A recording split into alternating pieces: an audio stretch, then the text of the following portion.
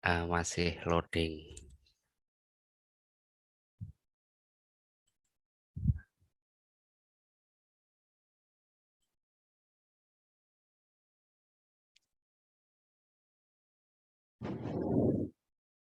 Bentar, tunggu sebentar. Terima kasih teman-teman sekalian. Kembali lagi para pemirsa dimanapun teman-teman berada. Kami ucapkan sampai ketemu lagi di channel yang sering ngobrolin hal-hal yang berkaitan dengan isu-isu kebangsaan dan Pancasila. Ini kita menginjak episode yang keempat. Kalau kemarin kita sudah banyak ngobrol tentang infrastruktur di episode yang ketiga. Kali ini kita ngobrol lagi tentang demokrasi, ekonomi, dan penanggulangan kemiskinan. Kita akan ngobrol nyantai, silahkan sambil ngopi-ngopi aja. Untuk kali pertama, saya persilahkan Pak Risa dulu aja. Silakan Pak Risa. Baik, video dan audio teman-teman. Ya, selamat pagi, siang, sore, malam. Ya, tergantung kapanpun ini diakses. Ini tema yang menarik ini ya, antara demokrasi ekonomi dan penanggulangan kemiskinan. Asumsinya itu berarti demokrasi ekonomi itu berdampak kepada penanggulangan kemiskinan. Atau dalam rumusan yang lain, kalau tidak ada demokrasi ekonomi, maka masalah kemiskinan tidak bisa teratasi. Nah, pertanyaan dasarnya adalah yang dimaksud dengan demokrasi ekonomi itu apa? Ini yang perlu kita pahami bersama. Karena ini titik tolak diskusi kita. Kalau saya memahami demokrasi ekonomi ini dari demokrasinya dulu. Demokrasi, kalau di dalam demokrasi politik, itu kan sebetulnya sebuah sistem yang merupakan antitesa dari sistem monarki ya, dan sistem feodal. Di dalam sistem monarki dan feodal itu, negara itu pada dasarnya adalah milik ya monarki. Ya. Negara itu milik kaum feodal. Masyarakat itu cuma numpang hidup di wilayahnya. Karena itu mereka wajib bayar pajak ya, kepada monarki dan kaum feodal itu. Nah, pengambil keputusan siapa di negara dengan sistem monarki dan feodal yang absolut? Tentu pengambil keputusan adalah ya raja-raja, ratu, dan para bangsawan. Karena mereka adalah yang punya negara.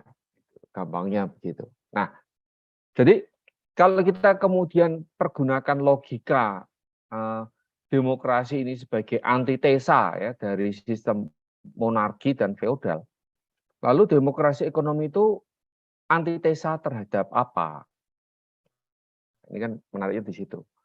Tentu demokrasi ekonomi itu adalah antitesa dari sistem ekonomi yang ada monarkinya atau ada, mungkin gampangnya adalah bahwa demokrasi ekonomi itu sebuah antitesa dari satu sistem ekonomi yang dihegemoni, yang dikuasai oleh pelaku-pelaku ekonomi besar.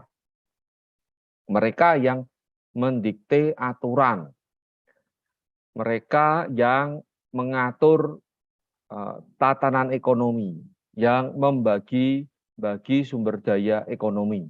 Ya. Ini yang merupakan antitesa dari demokrasi ekonomi, di mana di dalam demokrasi ekonomi ini berarti setidaknya ada 3 hal utama. Satu, sumber daya ekonomi itu milik siapa? Ya, milik seluruh pelaku ekonomi.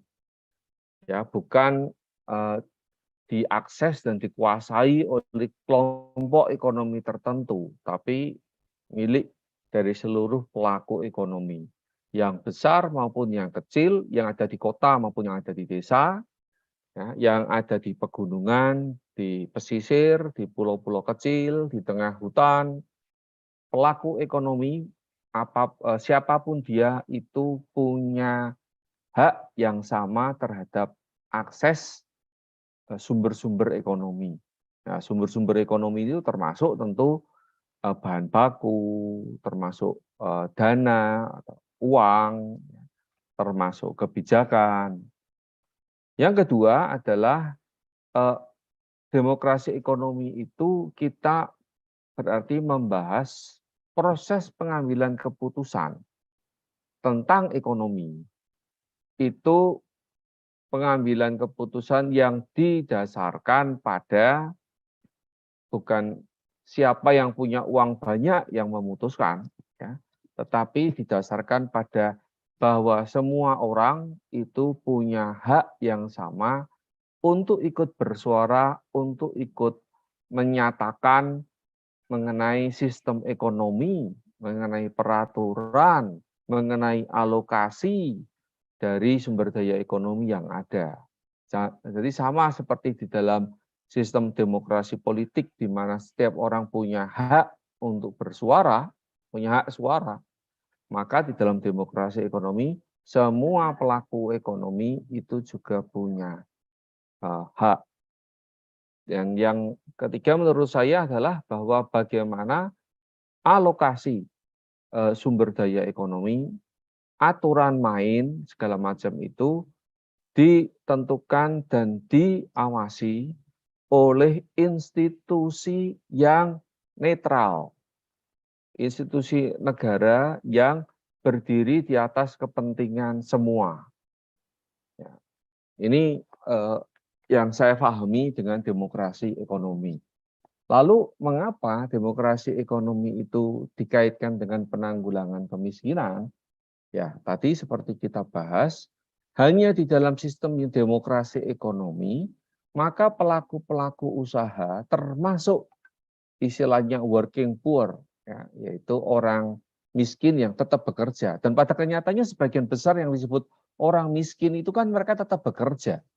Tapi hasil pekerjaan mereka itu nilai tambahnya itu hanya minimal sehingga hanya mereka bisa memenuhi kebutuhan dasarnya. Mereka tidak punya nilai lebih yang kemudian bisa mengangkat mereka, membuat mereka itu bisa mengakumulasikan kesejahteraan.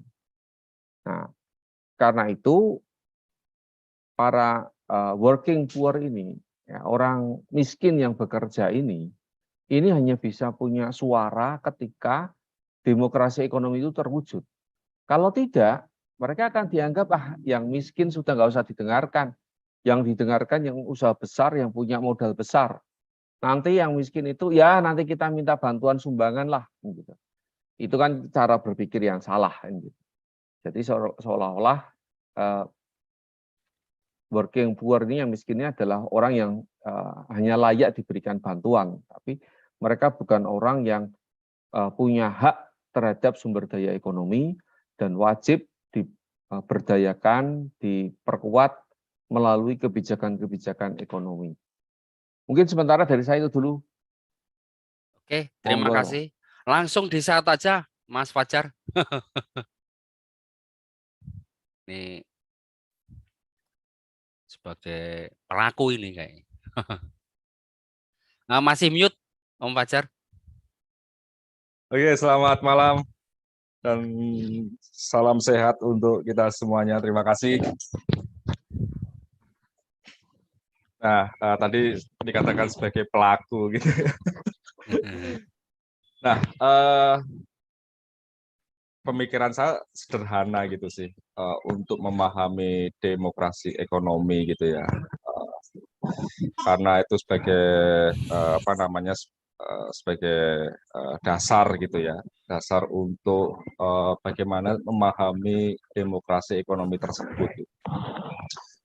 Nah, ketika misalkan kita bertanya gitu pada masyarakat atau pada orang gitu ya, demokrasi itu apa sih? Gitu. Pasti lebih banyak akan berpendapat demokrasi itu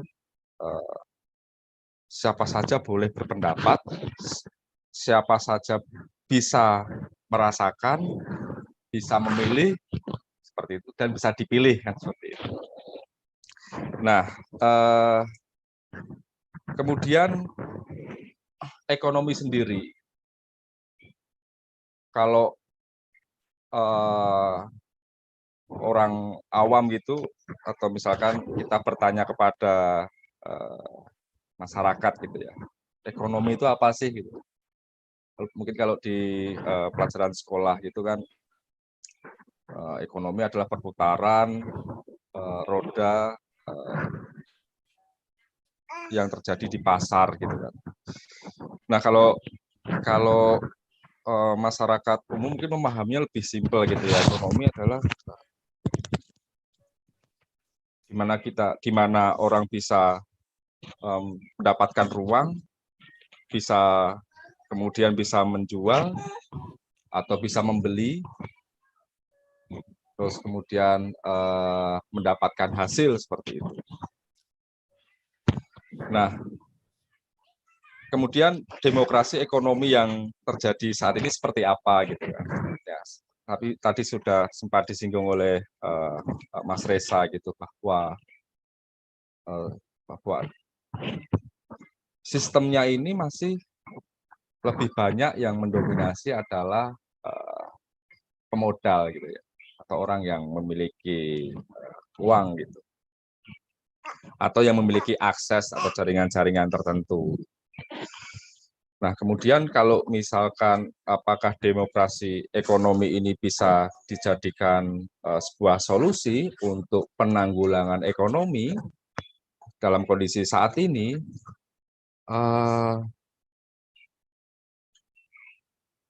secara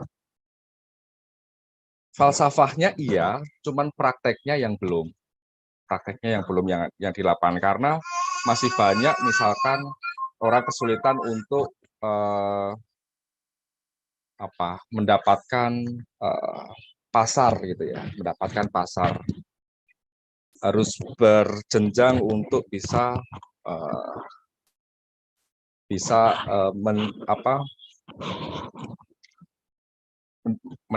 memperdagangkan atau menjual hasil pertaniannya misalkan,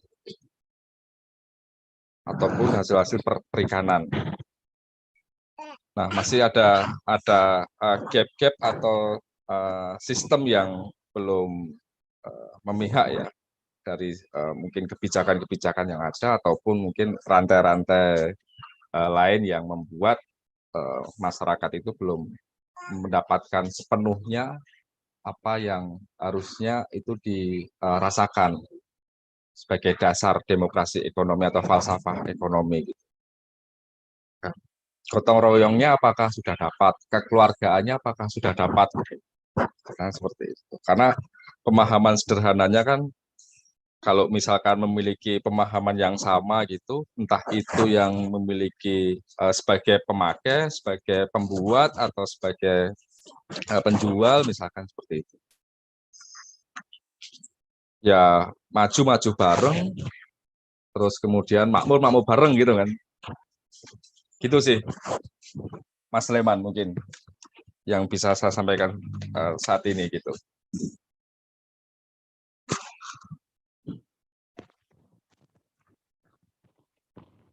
Suaranya Mas Leman. Oh iya, maaf. Kalau tadi sempat disinggung, yang pertama Pak Risa menyinggung soal bahwa demokrasi adalah antitesa dari ekonomi yang monopolistik, sistem feodal. Kemudian Mas Fajar menawarkan bahwa demokrasi ekonomi ini juga bermuatan bagaimana kemudian melihat partisipasi dari masyarakat. yang kemudian masih dipertanyakan apakah partisipasi ini istilahnya sudah adil atau belum. Silakan untuk Pak Teguh, habis itu nanti langsung dengan Mas Alek. Setelah Pak Teguh. Monggo, Ya, Pak terima Teguh. kasih. Kalau menurut saya itu demokrasi ekonomi ya yang paling gampang ya acuannya Undang-Undang Dasar 45 ya. Kalau tadi Pak Reza mengatakan apa kesejarahannya, lalu Mas Fajar menyinggung sedikit tentang praktek di lapangan. Ya, pasal 33 itu bicara bahwa perekonomian Indonesia itu berdasarkan asas demokrasi ekonomi. Jadi pas ayat satunya itu kan perekonomian disusun sebagai usaha bersama atas dasar asas kekeluargaan. Tadi Mas Fajar sudah menyebut. Lalu cabang-cabang produksi dikuasai oleh negara. Bumi, air, dan kekayaan alam dikuasai negara untuk sebesar-besar kemakmuran rakyat. Ini kan masih konsep ya. Lalu pasal 34 jelas ini tentang kemiskinan. Fakir miskin dan anak-anak terlantar dipelihara oleh negara, dalam kata lain menghapuskan kemiskinan absolut. Nah, kalau saya boleh share, ini kita ngomong prakteknya ya, tadi kan ngomong dalil dakik-dakiknya itu kan. Kalau boleh share, saya ada data yang menarik ini. Jadi ini udah kelihatan belum ya? Kelihatan ya? Sudah Pak Teguh, sudah kelihatan. Sudah. Jadi Sudah. ini data karena pemerintah kan salah satu stakeholder ekonomi atau pelaku dalam perekonomian ya. Kalau kita bicara ekonomi makro, pengeluaran pemerintah atau government expenditure ini menjadi salah satu variabel yang mendorong kegiatan ekonomi gitu ya. Jadi ini itu dari data 5 tahun dari 2014 sampai 2019. Ini realisasi penerimaan pemerintah kabupaten kota seluruh Indonesia. Nah, ini yang menarik kontribusi PAD terhadap pendapatan daerah itu angkanya rendah sekali. Ini ruang fiskalnya ya. Ini cuman belasan persen, paling tinggi itu 16% itu terjadi di tahun 2017. 2020 pasti turun nih karena ada pandemi ya. Pertumbuhan PAD-nya juga naik turun. Jadi kenapa ini saya kutip angka ini? Ini kan ruang fiskal ya, artinya yang derajat kemandirian fiskal juga yang dimiliki oleh Pemda. Artinya sebetulnya kalau implementasi dari pasal 33 ini bicara tentang redistribusi penerimaan negara. Jadi ini kelihatan dari sini bahwa kontribusi PAD terhadap pendapatan daerah itu kecil, ruang fiskalnya kecil, hanya belasan persen ya, antara 12,9 hingga 16,6. Nah, itu kecil sekali. Nah, yang lain kelihatan sekali angka-angkanya di sini didapatkan dari bagi hasil pajak, lalu bagi hasil bukan pajak, dana alokasi umum dan dana alokasi khusus. Artinya sebetulnya ini kalau kita bicara otonomi daerah atau desentralisasi itu hanya terjadi di bidang politik. Di bidang ekonomi share dari pemerintah pusat terhadap keuangan pemerintah daerah kabupaten kota itu masih tinggi. Nah, ini mungkin data ini akan menarik kalau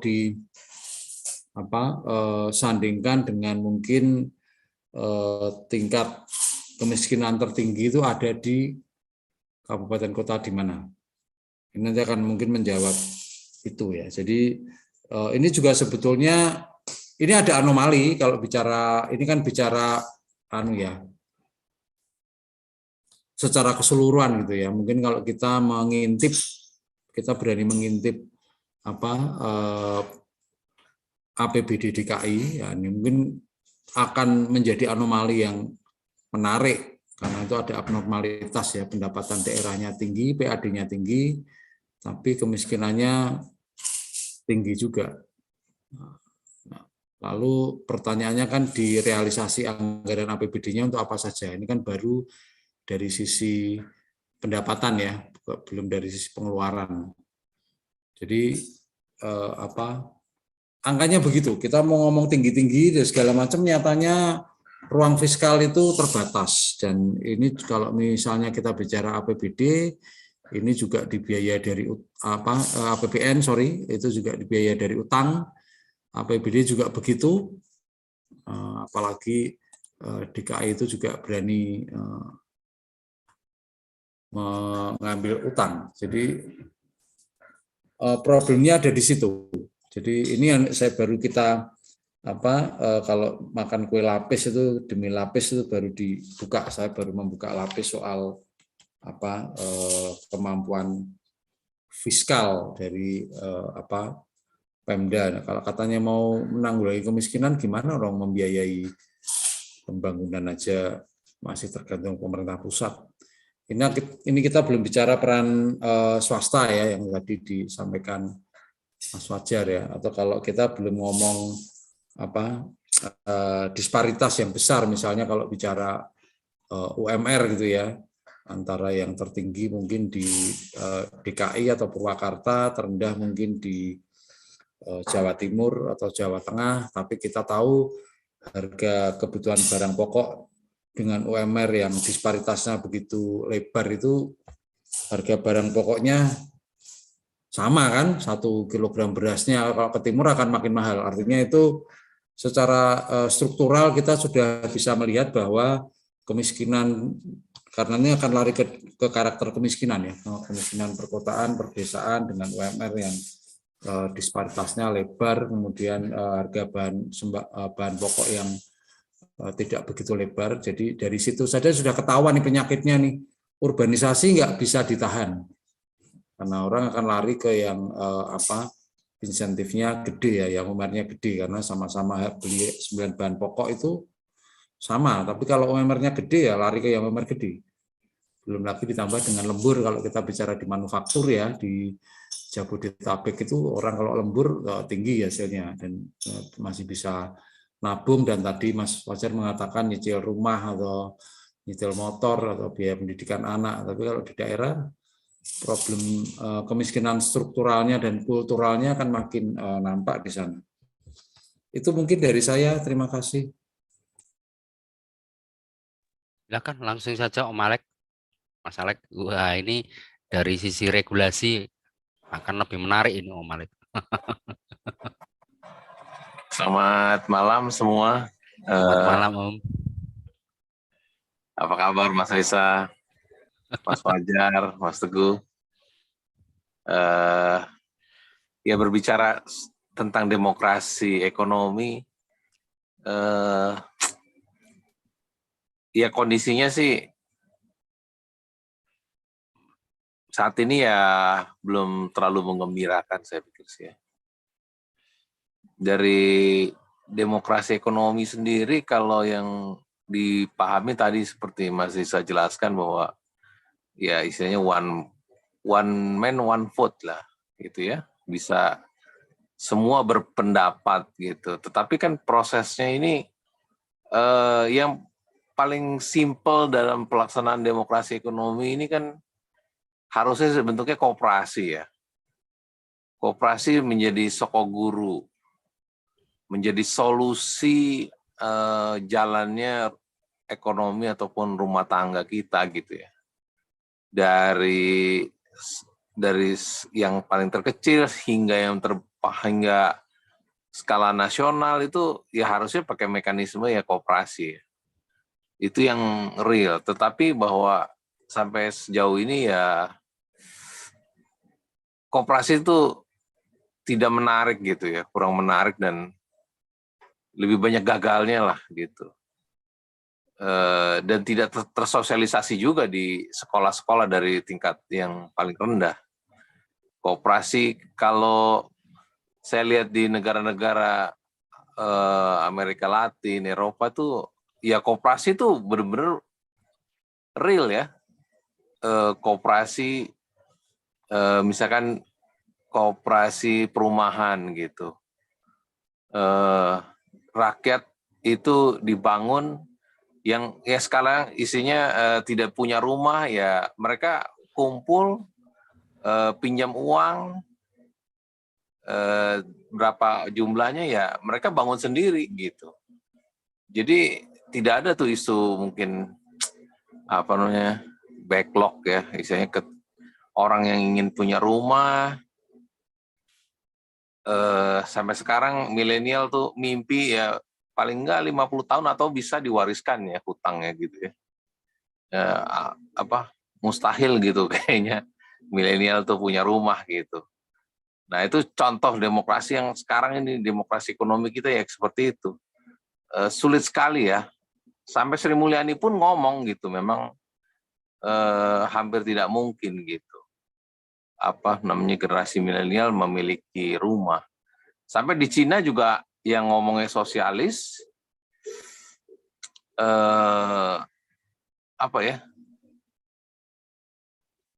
ekonominya mereka tapi kapitalis benar gitu.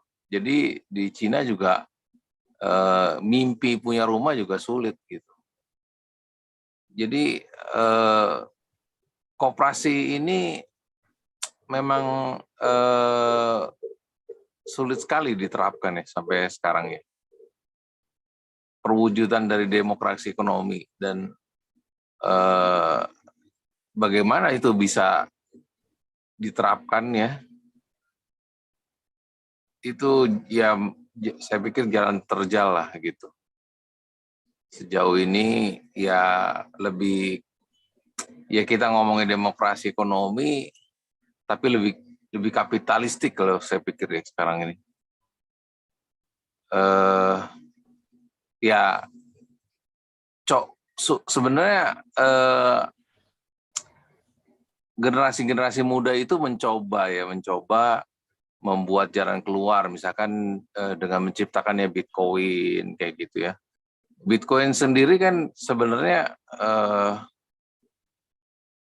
mencoba mencari solusi bahwa ya one man one vote gitu. Setiap orang punya mata uang sendiri, mengelola sendiri, tapi ya pada akhirnya juga kembali lagi diambil sama kapitalis. Saat ini seperti itu. Jadi ya jauh sekali dari harapannya masyarakat gitu. Ya sehingga kemiskinan juga semakin bertambah ya, gap Gini rasio juga makin parah gitu. Dan di beberapa negara ya kemiskinan juga makin menjadi-jadi ya. Kayak sekarang kan dengan adanya internet gitu ya, kita bisa melihat bahwa di Amerika sendiri kemiskinan itu makin akut gitu ya.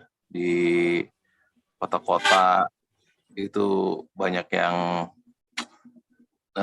homeless people gitu. Ya jadi kita perlu lebih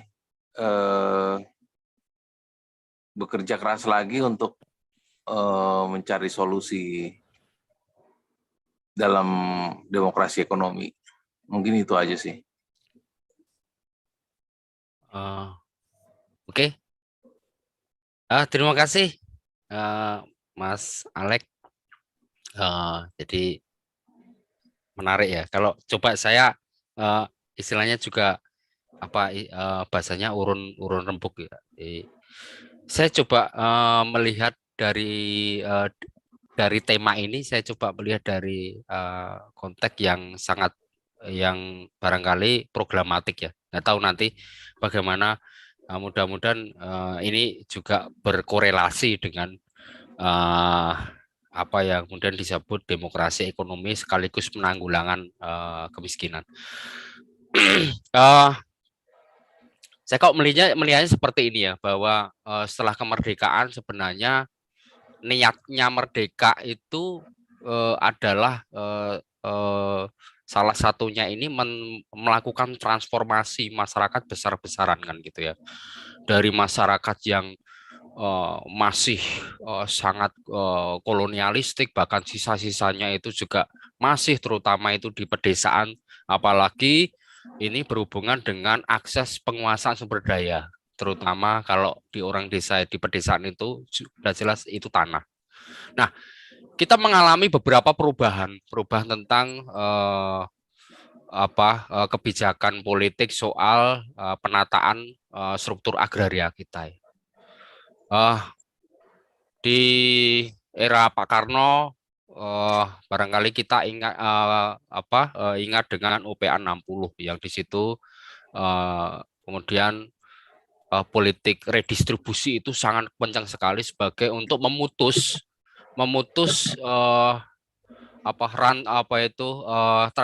monopoli. Jadi monopoli terhadap sumber daya tanah terhadap pemilik-pemilik besar dan meredistribusi ke pemilik kecil atau yang tuna tanah. Kemudian ini kok kayaknya di waktu Orde Baru undang-undangnya belum dibatalkan, tapi nggak pernah dilaksanakan. Menurut saya ini ada keanehan, bahwa saya melihat bahwa UPA 60 ini kan bagian dari salah satu implementasi dari pasal 33 itu. Undang-Undang Dasar 45. Kalau saya melihatnya seperti itu. Tapi kan ini nggak pernah dijalankan. Puncaknya barangkali ketika itu tahun 79 sampai 80 sekian, ketika piagam petani itu yang kongresnya di Roma itu ya, itu udah melupakan semua tentang redistribusi, semua dilupakan semua. Jadi masuklah kemudian semua penetrasi modal itu kan hampir yang kemudian itu dipelopori lembaga-lembaga internasional, lembaga-lembaga multilateral lah bahasanya begitu. Itu ya. Jadi udah enggak ini, jadi udah enggak zamannya lagi redistribusi ini. Jadi artinya sebenarnya kita sudah menyiapkan tonggak untuk transformasi kita gitu ya. Tapi ya apa boleh buat, kenyataannya itu nggak selesai, itu benar-benar nggak selesai. Dan baru kali ini ya, dan isu ini kembali bangkit lagi. Tidak hanya soal redistribusi, tapi juga struktur kebijakannya juga dibangun, proses transformasinya melalui undang-undang desa dan program sertifikasi. Meskipun ini kapasitasnya kecil mungkin secara finansial, dukungan finansial dan secara secara resource gitu, sumber daya yang lain itu belum kelihatan. Tapi setidaknya kok saya melihatnya kita akan mengalami ketika ini mampu bertahan gitu ya, kita akan mengalami satu perjalanan transformasi yang kemarin itu, yang sebelumnya itu sempat putus dan habis, benar-benar enggak ini kok ada satu masa depan ya bagi transformasi kita, terutama di sebenarnya di dunia pedesaan. Yang perlu yang tanda-tanda itu apa? Saya melihat tanda-tandanya itu ada kemudian barangkali dari program-program yang berbasis pedesaan itu ada kemudian muncul diversifikasi mata pencaharian. Itu yang secara langsung maupun nggak langsung memang itu ada gitu ya. Itu dan saya juga waktu di Jakarta ngobrol dengan Pak Risa itu, di desa itu kenyataannya satu orang itu belum tentu dia mempunyai satu jenis satu mata pencaharian, pasti lebih dari satu, yang memang benar. Ada yang hilang, kemudian ada yang tumbuh. Nah, ini yang menarik sebenarnya. Dari aspek programatik ini, apakah ini kemudian adalah salah satu sarana menuju demokrasi ekonomi yang secara nasional yang secara utuh ini, memakai kemudian instrumen kebijakan yang berbasis pedesaan begitu, dan penguatan akses terhadap sumber daya sumber daya tanah ya, terutama untuk tanah adat dan tanah petani yang melalui program sertifikasi ini. Nah, sepertinya ya menurut saya ini menarik juga itu. Seperti itu sih dari saya. Silakan kalau ada tambah yang lain, barangkali ada yang lebih tajam dan menggigit. Oke, gini teman-teman, demokrasi ekonomi in practice ya, itu apa? Iya. In practice itu adalah satu, masyarakat pelaku usaha yang ada di pelosok, ada di pinggiran, di pedalaman, itu punya akses juga terhadap jalan dan jembatan, terhadap listrik dan bahan bakar minyak. Ya, sehingga mereka bisa mengembangkan usaha. Jadi salah satu wujud dari demokrasi ekonomi ini adalah pembangunan infrastruktur yang bisa dinikmati, dijangkau oleh para pelaku usaha di daerah, di pelosok-pelosok. Kita tahu bahwa selama ini masyarakat di Papua bertahun-tahun sebelum ini membeli BBM itu harga sampai ratusan ribu. Mereka masyarakat kita di banyak pulau-pulau kecil itu listrik itu sebuah kemewahan. Bisa keluar dari pulaunya itu juga sebuah kemewahan. Sehingga ketika ada kebijakan tol laut, ini juga memberikan sebuah leverage. Ya, ini juga memberikan hak ekonomi, itu diberikan kepada pelaku-pelaku usaha di pesisir dan pulau-pulau kecil. Demikian juga uang yang selama ini itu dijadikan proyek, sekarang tiba-tiba ada di daerah. Penggunaannya diputuskan oleh masyarakat, ya, dan penggunaannya itu dilakukan sendiri oleh masyarakat dalam wujud dana desa. Ini juga sebuah demokrasi ekonomi. Jadi sebetulnya beberapa tahun terakhir ini kita melihat bahwa banyak sekali upaya-upaya untuk mengembangkan demokrasi ekonomi. Termasuk tadi masyarakat pedalaman dengan kekayaan alam berupa hutannya, sekarang bisa ada hak adat, hak terhadap hutan adat. Sertifikat terhadap hutan adat itu juga sekarang sudah ada dan beberapa sudah mulai diberikan. Ya, kemudian hak penguasaan hutan yang terlantar, ya, tanah-tanah yang tadinya hutan yang terus setelah kayunya diambil itu terlantar, diambil kembali oleh negara dan kemudian akan sebagian sudah dibagikan, sebagian belum. Nah, jadi kita melihat bahwa demokrasi ekonomi itu diupayakan, namun yang kita perlu garis bawahi ada dua hal utama. Pertama, ini menimbulkan musuh, ya. Tentu yang biasa menggarap proyek-proyek untuk desa itu ketika dana dilempar langsung ke desa dan proyek dikerjakan sendiri oleh penduduk desa, pasti ada yang kecewa. Ya, mereka yang biasa mendapatkan proyek pembangunan infrastruktur, katakan di jalur Pantura, jalur Pantura itu kan selalu rusak gitu kan.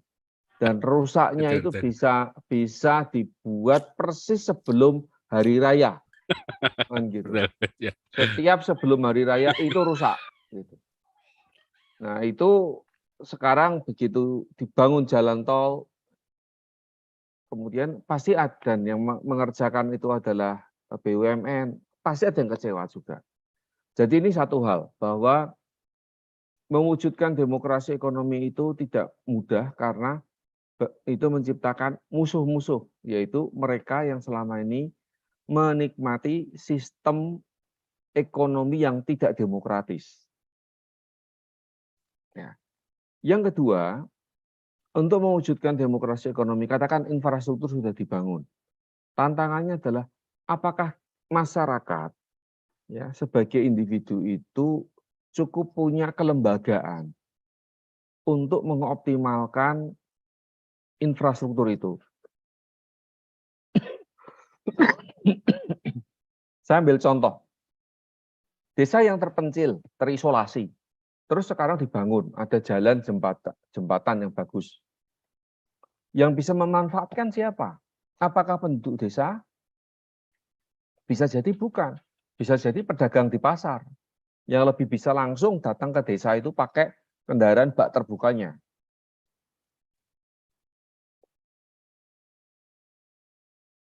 Sementara penduduk desa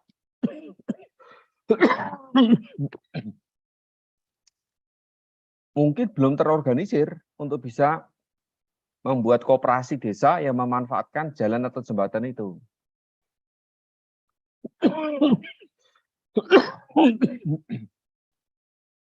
Jadi penguatan kelembagaan ini menjadi penting untuk mengiringi pengembangan demokrasi ekonomi.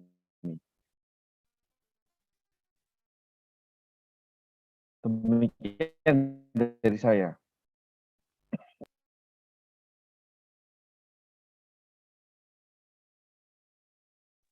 Silakan teman-teman yang lain, silakan. Silakan yang lain. Ayo. Ya, nyambung aja dari sangat. obrolan ini. Iya. Nah, ya ini mungkin jadi tantangan yang luar biasa gitu ya untuk bisa mewujudkan dan menerapkan demokrasi ekonomi ya sebagai penanggulangan kemiskinan gitu.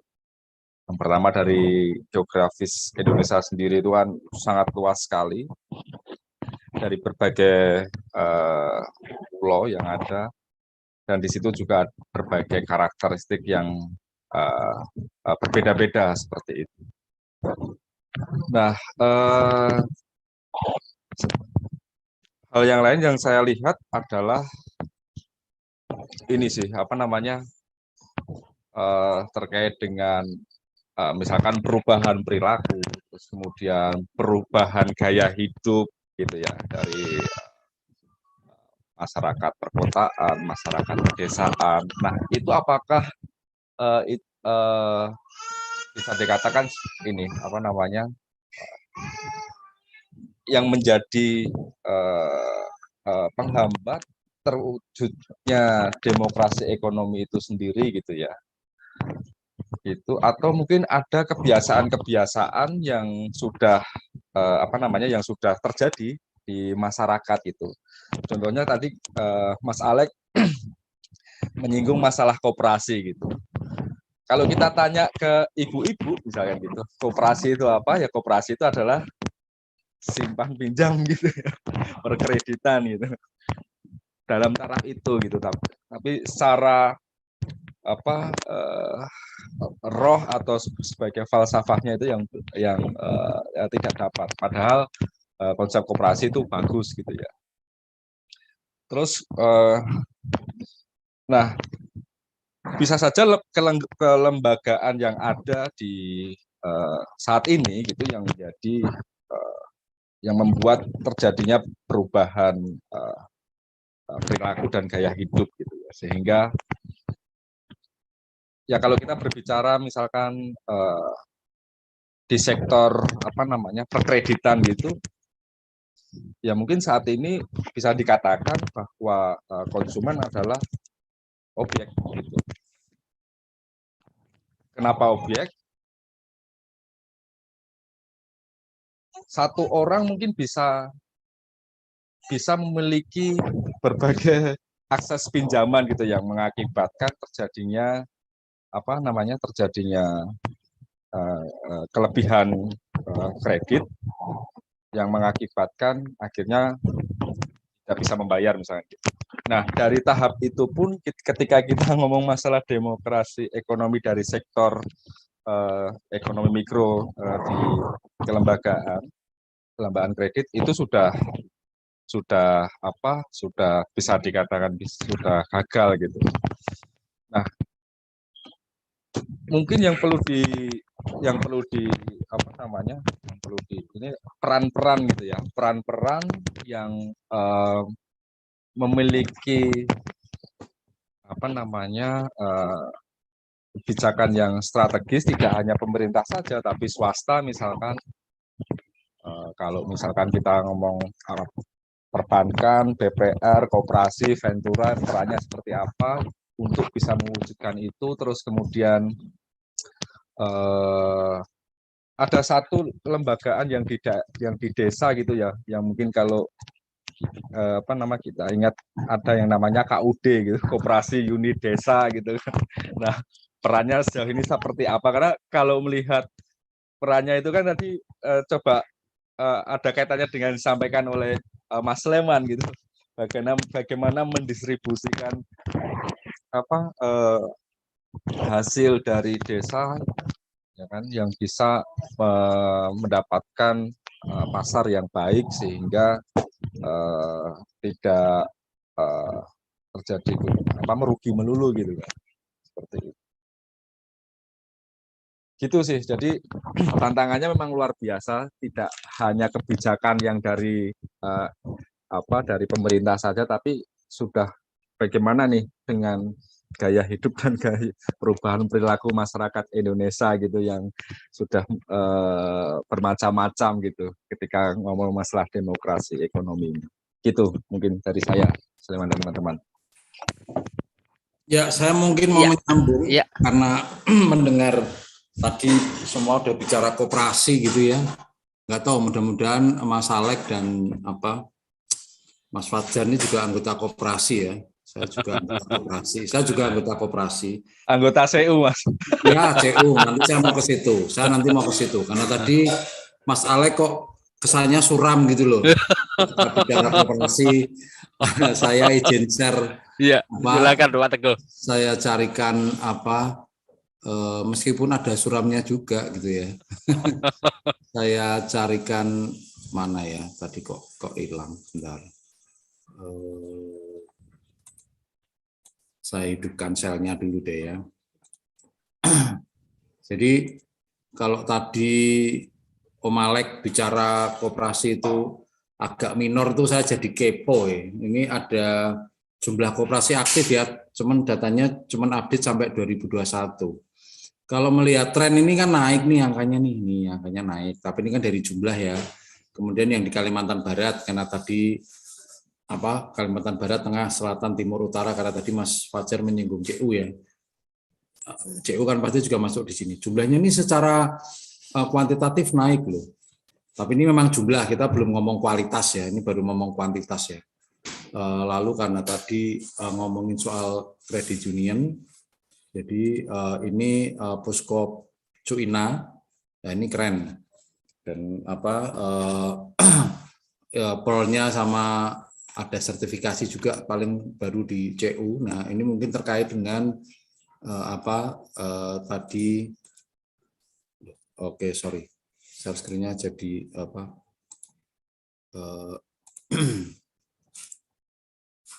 ini jadi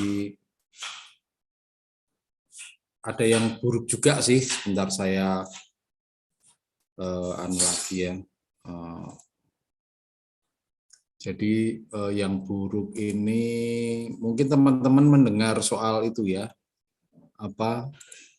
Hakim Agung yang ketangkep OTT ya, itu juga karena dia berurusan dengan kasus koperasi simpan pinjam juga nih. Siapa nih Hakim Agungnya nih?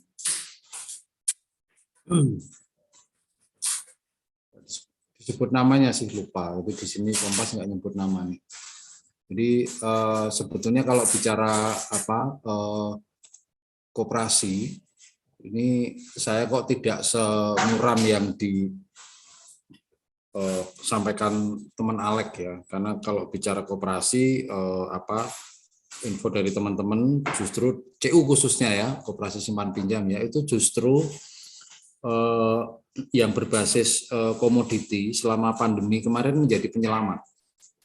Justru KSP yang ada di perkotaan ini NPL-nya tinggi, NPL-nya tinggi. Cuman nggak tahu setelah krisis energi, kemudian geopolitik perang Ukraina Rusia yang akhirnya berimbas kepada harga tandan buah segar sawit yang turun, khususnya di Kalimantan, apakah ini berdampak kepada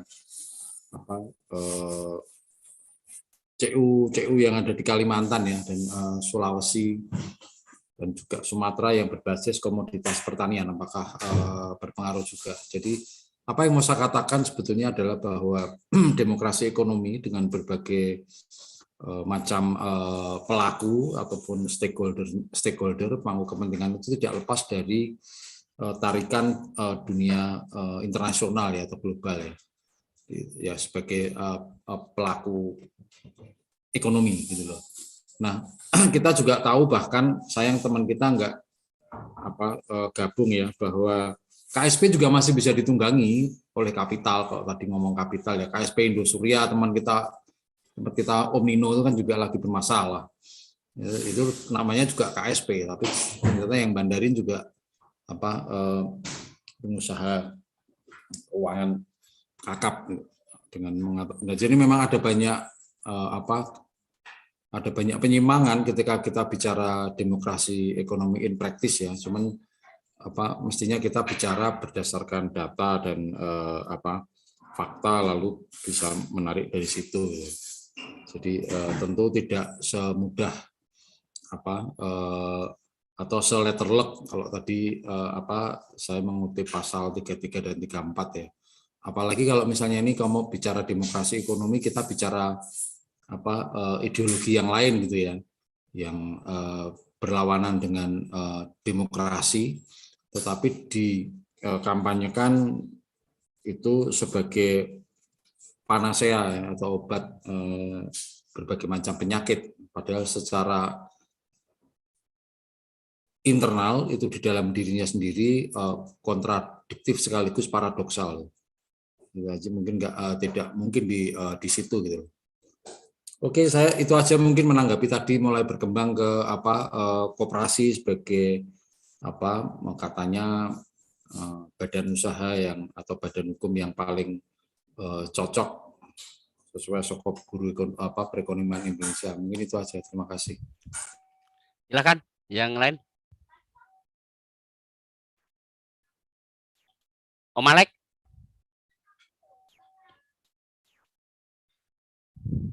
Atau Mas Risa mau menambahkan?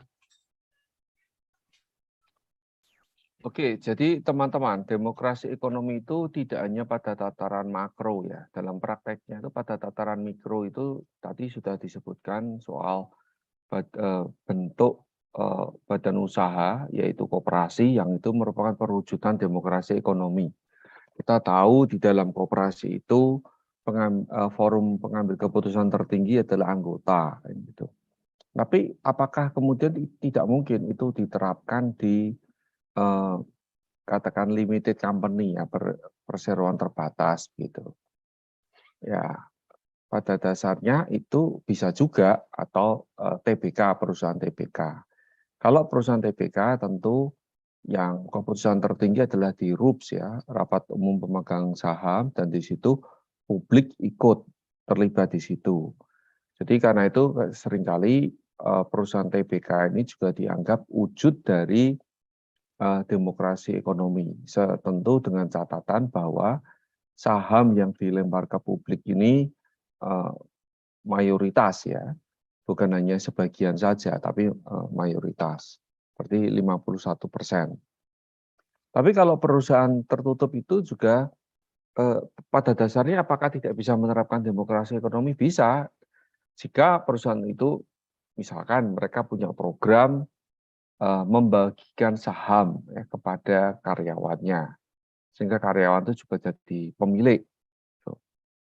Lalu yang kedua, di dalam proses pengambilan putusan, mereka menggunakan pendekatan stakeholder, bukan shareholder. Jadi kalau pengambilan keputusan itu menggunakan pendekatan stakeholder, artinya perusahaan itu melakukan konsultasi dengan para pemangku kepentingannya, dan masukan dari mereka itu sungguh dijadikan rujukan. Jadi tidak hanya pemegang sahamnya saja, maka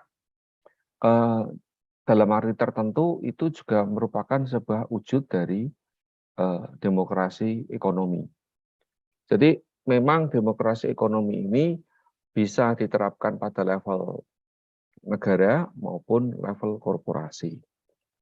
Dan yang disebut demokrasi ekonomi itu juga pada setiap jenis profesi itu wujudnya bisa berbeda.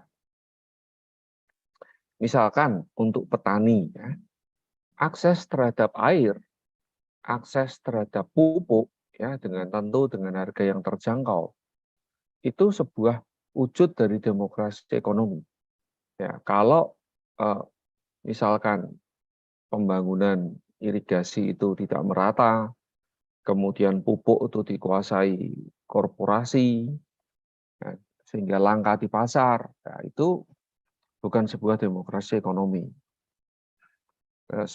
Sebaliknya, bagi nelayan, fasilitas pendingin itu bisa jadi juga wujud dari demokrasi ekonomi. Akses ke TPI, akses ke pasar, itu juga satu bentuk demokrasi ekonomi. Nah, jadi ketika kita bicara demokrasi ekonomi, menurut saya menjadi penting itu kita bicara di dalam konteks apa. Dan karena itu ini menjadi ketika kita bicara penanggulangan kemiskinan, mungkin perlu kita mulai bicara kemiskinan itu secara spesifik.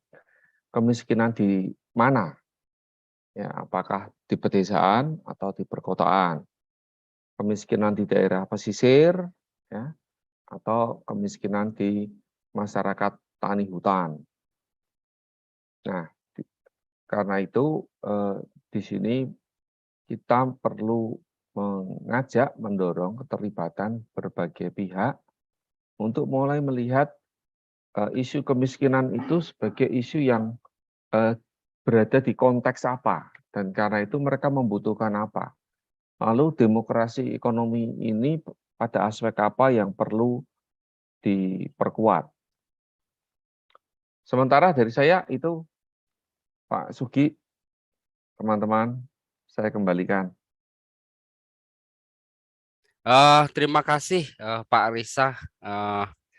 Sayang sekali kita sudah hampir sejam. Tapi setidaknya tadi dari Pak Risa, Pak Teguh, kemudian Mas Fajar, Mas Alek, udah